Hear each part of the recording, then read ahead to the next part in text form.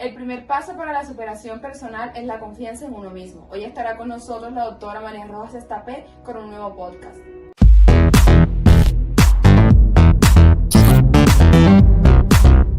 Nunca hemos estado tan conectados, nunca nos hemos sentido tan solos.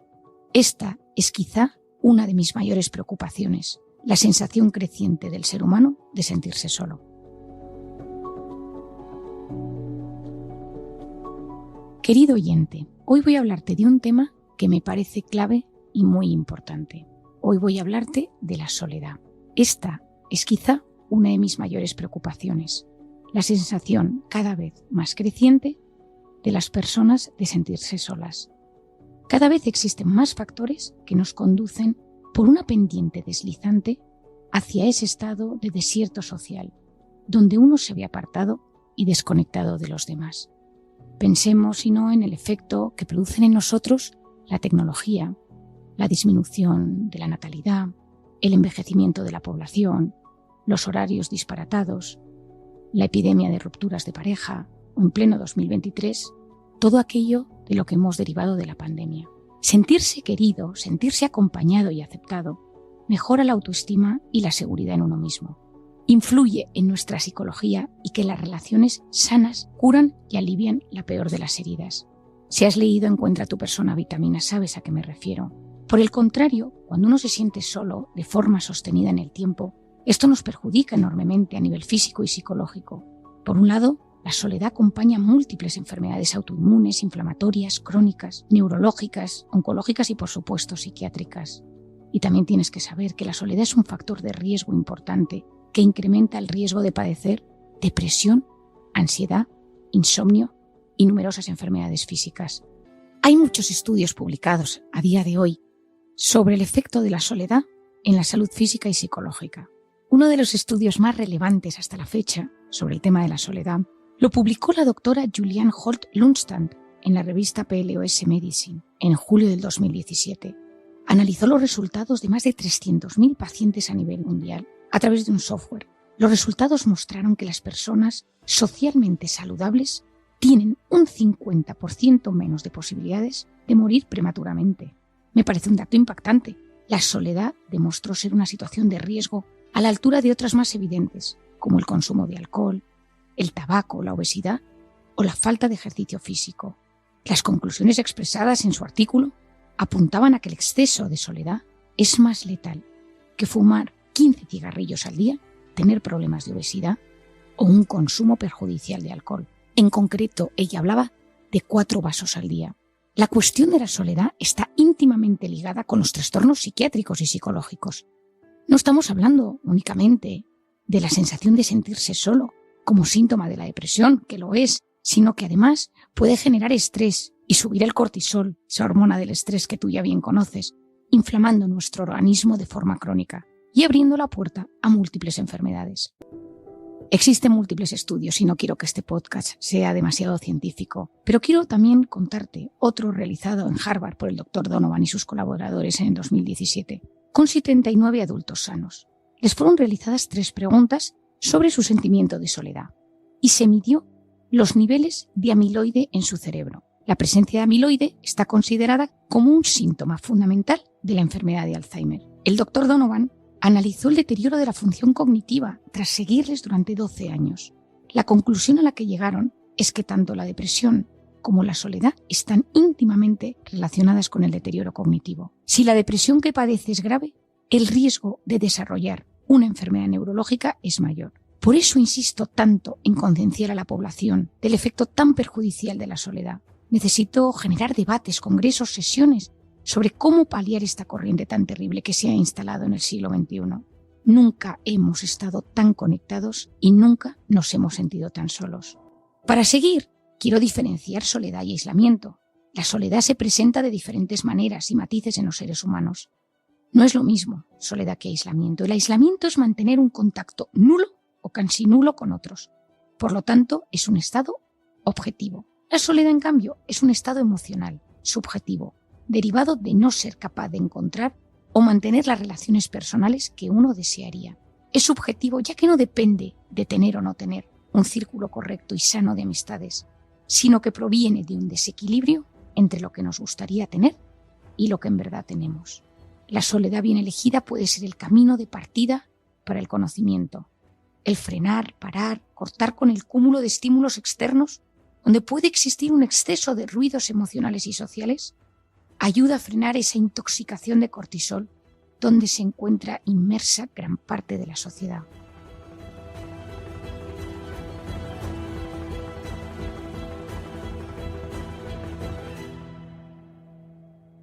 Durante la pandemia había una frase que yo repetía constantemente: si no puedes salir fuera, métete dentro.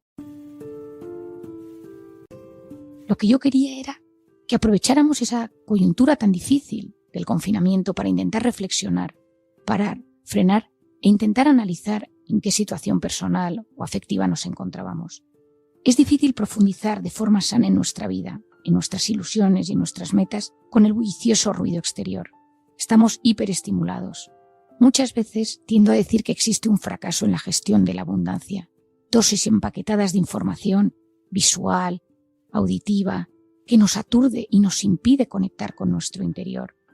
Yo suelo recomendar a la gente de mi entorno, a mis pacientes, una escapada una vez al año a un lugar retirado y solitario para sentar las bases de los siguientes meses, para poder realizar un análisis de la situación personal en la que nos encontramos y ver qué puntos uno tiene que trabajar más y mejor. Poder entrar en tu interior a través del silencio te lleva a procesos de mejoría y de crecimiento.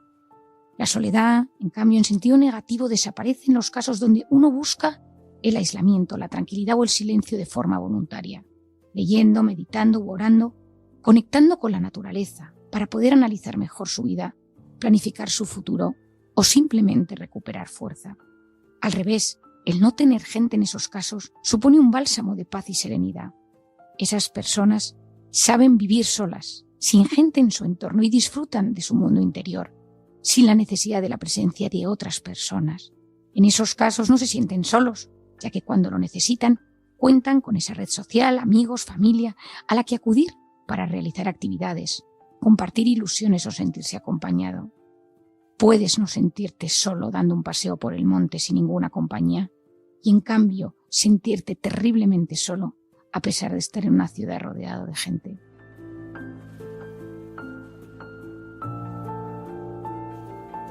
Querido amigo, si mientras me escuchas te detienes un instante y piensas en algún momento donde te has sentido solo de verdad, con una enorme sensación de vacío, ¿sabes a qué me refiero? Es no tener a nadie a quien agarrarte cuando lo necesitas. Todos tenemos cierto miedo a la soledad impuesta. Existen personas que cuentan con una red social y familiar buena, pero a pesar de ello no saben conectar emocionalmente y sienten esa punzada de vacío en muchas ocasiones. Otros notan que les falta algo o alguien especial. Otros sufren ya que se enfrentan a conflictos con los de su entorno de forma frecuente. Cada caso es un mundo. A veces lo que existe de origen es una herida interior, no sanada, donde se activó un estado de hipervigilancia. Es decir, puede ser que tuvieras un abandono en la infancia y que esos microabandonos que sientes en el día a día te afecten de forma desproporcionada. Puede ser que alguien te falló, entonces apareció la desconfianza en las relaciones de las personas de tu entorno. O tras una traición surgió el miedo a ser engañado y notas que no puedes volver a confiar. Te recomiendo escuchar los podcasts de Encuentra tu persona vitamina o leer el libro, donde encontrarás muchas respuestas a las causas de esas heridas y cómo poder gestionarlo. Muchas de esas heridas, conscientes o inconscientes, que habitan en nuestra mente, en nuestro corazón, en nuestra alma, nos impiden disfrutar de forma sana de las relaciones humanas. Ser capaz de diagnosticarlo, de analizarlo y de enfrentarte a ello puede ser el primer paso para paliar esa angustia y sensación de ausencia social. Recuerdo un día a Paula, una paciente que vino a verme a la consulta. Tiene 36 años y me dice: Marian, desde hace tiempo noto que me falta algo en mi vida para ser feliz. Paula es la pequeña de 2 hermanos, con los que tiene una relación excelente. Sus 2 hermanos están casados y tiene varios sobrinos a los que cuida y atiende en muchas ocasiones. Ella me dice: Marian, yo es que tengo muchísimos amigos en el trabajo. Juego al tenis, me encanta hacer excursiones, voy en bici, tengo planes y siempre tengo capacidad de organizar alguna actividad con amigos. Sé que desde fuera Parece que lo tengo todo cubierto, pero me da vergüenza decirlo. Me siento muchísimas veces sola. Y a veces lo que creo es que deseo tener pareja. Y yo le pregunté, ¿y por qué te avergüenzas de querer tener pareja? Marian, hoy en día da la sensación de que ser libre es sinónimo de felicidad. Yo tengo cubierta mi parte social desde muchos ángulos, pero echo en falta la cercanía y la intimidad que te aporta tener pareja. Tengo buen trabajo, tengo salud, pero me falta algo y me siento muy sola. Hay momentos en los que no soporto ese vacío. No quiero convertirme en una mujer obsesionada con encontrar a alguien, pero no puedo evitar desearlo en algunos momentos con todas mis fuerzas. Me da vergüenza decirlo, Marian, pero me siento sola. Y en esos instantes en casa, cuando mis amigos o mi familia o mis sobrinos se van, me digo, ¿qué tengo yo para que nadie se ha fijado en mí? ¿Será un problema mío? Mis padres a veces, con cariño, me dicen que soy demasiado exigente. Quizás sea cierto, pero tengo que cambiar. ¿Es realmente mi culpa? ¿Debo sentirme culpable por notarme sola?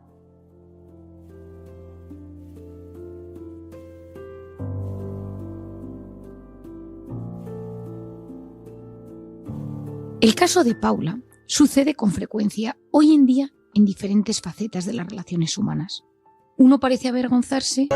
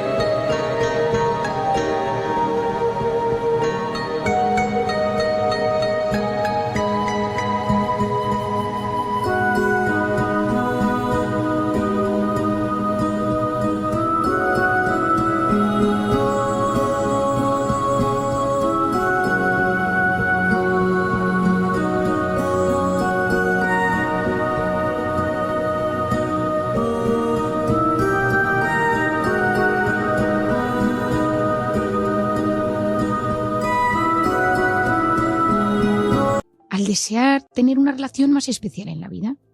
Pero también sucede con los hombres o con las mujeres casadas o que están en pareja y comprometidos. ¿Cuánta gente me ha reconocido en la intimidad de la consulta que se siente solo a pesar de estar en pareja? Las infidelidades están a la orden del día. Y cuando pregunto las razones del engaño, de la traición, muchas respuestas son de este estilo. En casa no me entienden, mi marido ya no me escucha ni me presta atención, mi mujer no habla conmigo, solo está pendiente de los hijos, me sentía ignorado o ignorada en mi pareja. Efectivamente, la base de todo ello era un sentimiento inmenso de soledad y vacío, a pesar de estar acompañado. A veces se une a este estado interior una cierta sensación de culpabilidad, como si sentirnos solos fuera nuestra culpa. Quizá pensamos en que se debe a alguna rareza, por la que no somos queridos o aceptados por los demás. Porque si estoy viviendo con mi pareja, con mi mujer, con mis padres o mis hermanos, o mis compañeros de piso, se supone que no debería sentirme así, pero es un hecho. Pese a que no debería ocurrir, que a veces padecemos esa sensación de soledad, y debe de ser escuchada, atendida y enfocada correctamente, para que no genere efectos adversos en nuestra salud. Sentirse solo está muy estigmatizado en esta sociedad, en la que damos tanta importancia a la imagen, y en la que tanta gente proyecta en las redes sociales una visión idílica de su vida. Hay que vencer el miedo a hablar de la soledad cuando brote en nuestra vida. Y no hablo solo de acudir a un profesional. En ocasiones la solución pasa por comentarlo con las personas con las que convivimos, para que nos presten ayuda llegado el caso. Cuando se unen soledad, vergüenza y culpa, nos enfrentamos a una situación de riesgo para la persona. En ese instante la mente busca vías de escape para evitar el sufrimiento y dolor que eso le genera. Y esas vías de escape sabemos que no son buenas. Sustancias tóxicas, adicciones y en los casos más graves el suicidio. No conozco a nadie que haya realizado un intento de suicidio que no me expresara el sentirse solo. Me parece clave que desaparezcan el estigma y la vergüenza que conlleva la soledad. Se puede conseguir, como hace muchos años sucedió con la depresión, hasta hace poco inconfesable. Hay que aceptar su existencia, reconocer que la gente que la padece sufre mucho y que esas personas tienen que ser atendidas. Esto supondría un gran paso adelante en nuestra madurez como individuos y como sociedad. Me encantaría, por pedir que no sea, que este tema fuera incluido en el debate social y político, como ya ocurre en algunos países. El hecho es que algunos gobiernos como Gran Bretaña, Alemania, Japón, Australia o Nueva Zelanda han creado ministerios dedicados expresamente a tratar este problema, como si de un problema de Estado se tratara. Durante la pandemia leí un libro, El poder de la conexión humana, del Dr. Vivek Murthy. Fue cirujano general de Estados Unidos bajo el mandato de Obama y reelegido a finales del 2020 por el presidente Joe Biden para proseguir con el puesto. Ha tenido que enfrentarse a diferentes retos como el COVID-19, pero uno de sus grandes desafíos ha sido plantear el gran drama al que está sucumbiendo la sociedad por la soledad creciente. En su libro comparte su visión sobre las relaciones humanas, las distancias, la pantalla, la relación de las adicciones con la soledad y los problemas de polarización tan crecientes en el siglo XXI. Me impresionó muchísimo su libro y su visión, ya que expresa desde su lugar como médico, con responsabilidad política, su preocupación sobre este asunto. Te recomiendo su lectura si te interesa profundizar sobre este asunto, ya que está enfocado desde todos los puntos de vista: médico, social, estadístico, político y educativo. Buceando en sus páginas me sorprendió leer anécdotas que me han recordado a palabras que he escuchado decenas o cientos de veces a mi padre en consulta. El Dr. Murthy comenta cómo muchos pacientes que acudían a su consulta padecían lo que él denomina hambre de compañía. Mi padre lo llama el síndrome de la vida vacía. Los dos expresan lo mismo, esa sensación o estado de falta de alguien. Cómo esa sensación genera un dolor inmenso de vacío social y afectivo. De hecho, mientras grabo este podcast me acuerdo que durante la carrera, en muchas ocasiones, acudí a aprender con mi padre en su consulta. Me encantaba, y lo sigo haciendo cuando puedo, sentarme a su lado y observar cómo trata a sus pacientes, cómo les explica su situación y cómo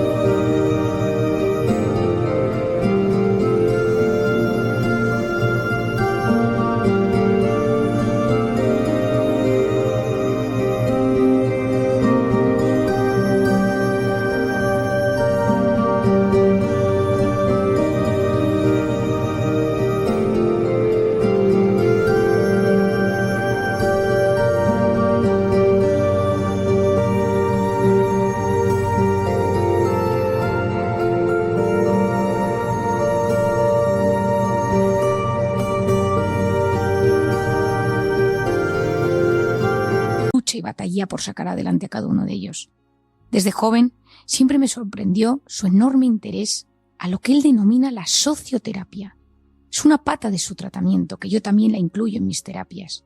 Es decir, durante el tratamiento al paciente que viene con ansiedad, depresión o cualquier patología psiquiátrica, un tema necesario es fomentar el círculo de amistades de cada persona para evitar al máximo la soledad impuesta.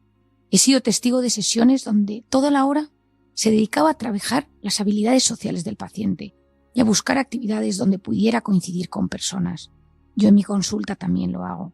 Intento conocer el círculo de personas más cercanas de la persona que tengo delante. Intento saber cuáles son las personas que le generan picos de cortisol, pero también entender si tiene un buen círculo de reparación, donde se siente a gusto.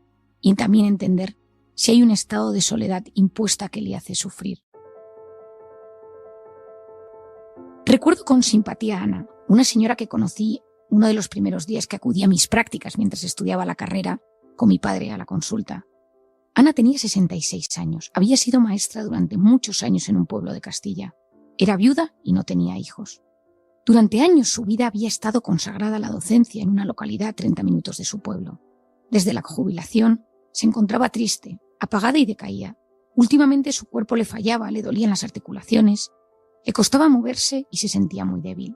Muchos días no se levantaba de la cama y su hermana, que vivía en Italia, le había sugerido que visitara a un psiquiatra. Ana había leído algún libro de mi padre y quiso conocerle. Cuando acudió a la sesión, lloró con gran tristeza y desesperanza. Estaba preocupada porque se notaba sin fuerzas y tenía miedo de haber desarrollado alguna enfermedad grave. Recuerdo a mi padre escuchándole con suma atención y en un momento dado se acercó a ella, le cogió de las manos y le dijo: «No tienes una enfermedad grave. Tu problema es que te sientes muy sola. Esto se llama síndrome de la vida vacía, porque te sientes sin nadie, sin actividades que te llenen». Ese día me explicó a mí que un pilar de la terapia consistiría siempre en lograr que los pacientes encontraran compañía, gente, grupos, asociaciones, donde se sintieran parte de algo. Desde encontrar alguna asociación para subir a la montaña, ir en bici, acudir a reuniones de lectura, apuntarse a cursos de inglés, de música, de deporte. Ana, nuestra paciente, miró atentamente a mi padre. ¿Y qué hago al respecto? Mi padre cogió el teléfono y buscó el número del ayuntamiento del pueblo donde ella vivía. Llamó y solicitó información sobre cursos y actividades que realizaran y las anotó en un papel con el nombre del responsable. Ana se marchó feliz, tenía tarea por delante. Al cabo de un mes, cuando regresó a la consulta, su mirada resaltaba más vida. Nos contó que se había apuntado a pintura y que acudía a un pueblo cercano a unas conferencias semanales sobre historia y filosofía, sus grandes pasiones. Seguía tomando su medicación, que obviamente había ayudado, pero esa no había sido la única solución. Ahora se sentía acompañada. Había encontrado 2 personas de perfil similar a ella en el taller de pintura y había comenzado una relación de amistad con ellas. Se encontraba ilusionada y feliz. He aprendido muchas cosas de mi padre en su labor como psiquiatra, pero esta es, sin lugar a dudas, una de ellas. Quienes me conocen saben que a veces me excedo en mi labor como psiquiatra para reforzarla un poco más. Cuando tengo a alguien en consulta intento ayudar a esa persona, pensando no solo en el tratamiento farmacológico y psicoterapéutico que precisa, sino también que le vendría bien en el plano social.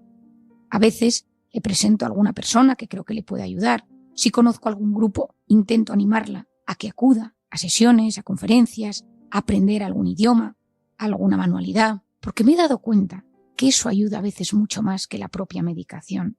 Soy una afortunada por trabajar en el equipo con mi padre, con mi hermana Isabel y con el resto de psicólogas del equipo. Y cada uno intentamos aportar un extra que potencie las relaciones humanas y palíe el sentimiento de soledad tan terrible que asola a muchas personas. Cada vez existen más voces en el mundo de la psicología y de la psiquiatría que hablan de trabajar la conexión social del paciente como base de su trastorno y malestar junto con la medicación. De verdad, lo creo con el corazón y con la cabeza. Es necesaria una humanización del sistema de salud, proponiendo alternativas a la farmacología. La medicación ayuda, pero apoyarse en terapias de grupo, en organizaciones, en clubes de lectura, de deporte, de cultura, pueden significar un punto de inflexión. La carrera de medicina lleva siglos orientada a que los futuros médicos estudien y conozcan con la mayor precisión posible el cuerpo, sus síntomas y los posibles tratamientos.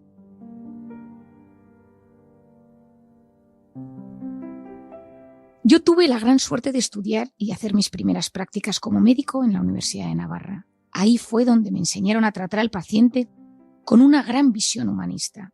Considero que una de las claves del buen médico es entender el componente tan importante que existe de la unión de la mente y el cuerpo. Es necesario enfrentarse a los diagnósticos y enfermedades desde un tratamiento integral, conectando no solo con los síntomas, sino también con la historia del paciente, sus circunstancias y su personalidad. De esa manera los tratamientos cobran más sentido. Es cierto que en ocasiones con una pastilla desaparece la enfermedad o el síntoma, pero muchos trastornos se palían de forma más intensa si abarcamos el cuerpo como un todo. He insistido mucho en los últimos años en mis sesiones, terapias, escritos sobre la importancia de educar en la gestión emocional y su impacto en la salud física y psicológica. He dedicado muchas horas a divulgar ideas y conceptos que creo que nos ayudan enormemente a enfrentarnos mejor a los retos que van surgiendo en la vida. La pandemia no ha hecho más que reafirmarme en la importancia de saber gestionar la incertidumbre y salir lo menos perjudicados posibles desde un punto de vista psicológico cuando aparece el trauma, el dolor o el sufrimiento. Querido amigo que me escuchas, la soledad es importante. No tengas miedo a analizar cómo te encuentras. En los próximos podcasts hablaré de este tema, de cómo trabajarlo, orientarlo y paliarlo de la mejor manera posible. Si llegaste hasta el final de este video, dale me gusta, comenta, comparte y recuerda siempre que todo es cuestión de actitud.